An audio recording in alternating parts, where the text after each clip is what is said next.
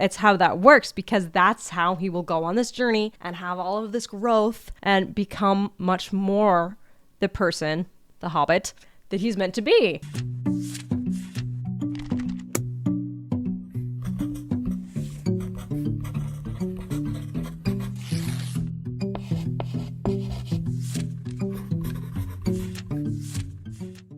So today I'm getting into my Live Deeply Part 2 video. Say yes first, figure it out later. And if you missed Part 1, that was on what it is to discern and get in touch a little bit with our authentic desires. Like, what do we really deeply want, and how can that be a guide for our lives? So if you missed Part 1, there's a link right there. You might want to check that out. But for today, we're going to talk about what it is to kind of take risks and then pursue those desires if you have a sense of what they are. And I feel like this is really important because, and I briefly mentioned this before, but our deep desires, like what we really want for our lives, is often a very vulnerable place to be. If we believe that our true desires help us become who we are, like they're actually a part of who we are meant to be, then our deep desires are like a little piece of ourselves, like a little piece of our true selves. And often that's something we really want to keep safe, because if we bring that forward and we get rejected there, that will be very painful. Whereas if we bring sort of a mini version of it, or like a sideways version, like it's not really who we want to be or what we want to pursue, and people reject us there,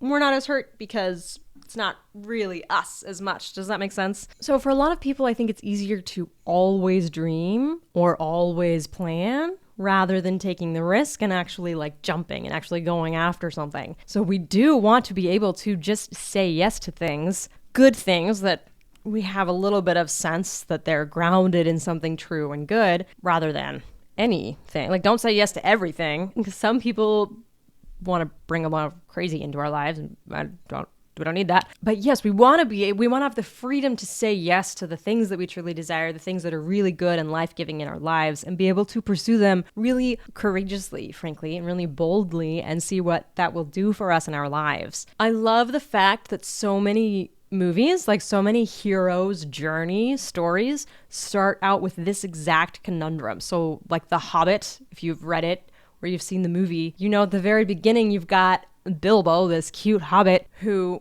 on the surface only wants to like stay in the Shire and be really comfortable and never do anything adventurous, because that's not respectful for his culture. They don't want that. They don't appreciate it. So he has this deeper desire that we see like little hints of right away in the book. He has this deeper desire to go have adventures. And we see that early on, that he starts grappling with himself when Gandalf and these other dwarves appear on his doorstep and start talking about adventures. And part of him really wants to go with them. And as the reader, or the viewer, you want him to go. Like, we want the hero to pursue his deep, true desire. It's how that works, because that's how he will go on this journey and have all of this growth and become much more the person, the hobbit, that he's meant to be. It would also be a terribly short story if this didn't happen. So of course that's what happens. He goes on this journey, learns a ton, has this amazing experience, comes back changed. That's the arc we see in literature.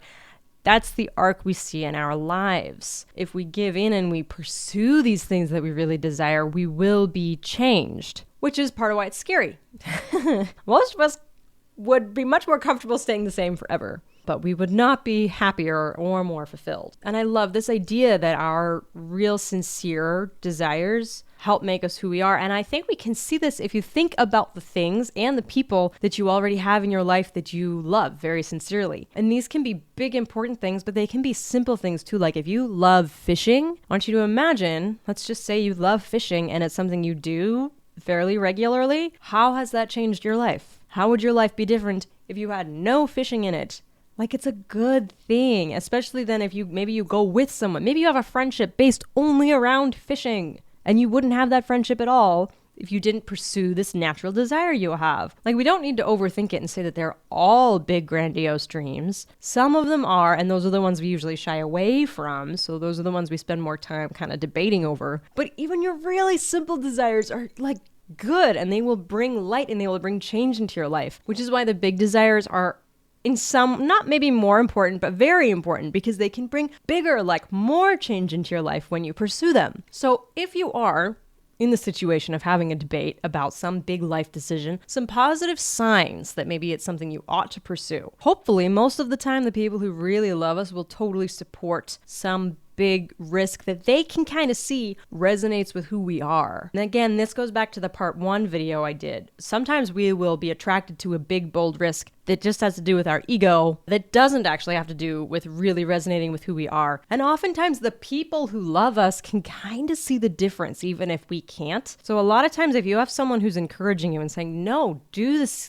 thing, do this scary thing that you're interested in, that's a good sign. Another good sign is if it's something that keeps coming back to you, like you thought about it sometime last year and now it's back again. Or maybe it's been on the back burner for several years and it kind of keeps coming back and you think it might be a good idea, but like you're not sure.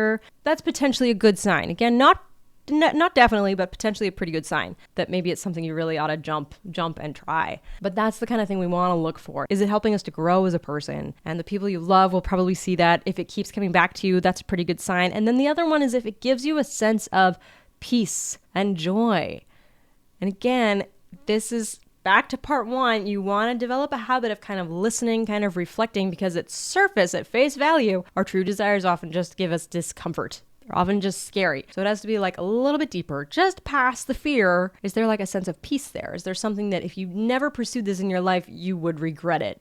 Is there something there that really resonates with you? That's what we're looking for. And if that's the case, then go, like make the jump, do the thing. You might fail spectacularly. It might actually be embarrassing, but there's something there worth pursuing and like worth fighting for and pushing through. Keep going with it if that's the case. I love heroes' journey stories. I love what stories do to show us like how the world works and how human stories so often work. And we don't want to miss out on like a version of our own hero's journey. And let me be clear, it's not to say that there's like one big choice that's going to define your entire life. You may have a couple of those, but often it's a lot of different opportunities. You're going to have so many opportunities to like bring something into your life or not, depending on what it is and what you want and where you're going with your life. But we want to build the habit of being able to say yes when these good things that really resonate with us come along. So we don't want to miss them all. And if we stay in a place of being very fearful, we could miss so much. We'll miss so much. So we want to be able to like jump and say yes and take a risk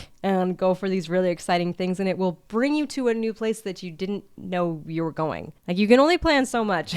If you really say yes to pursuing authentic desires, it will take you somewhere new. And I think that's really beautiful and exciting and worth leaning into. So that's what I had for you all today. Thank you all very much for watching. If you did enjoy this, go ahead and subscribe, and I will see you next time.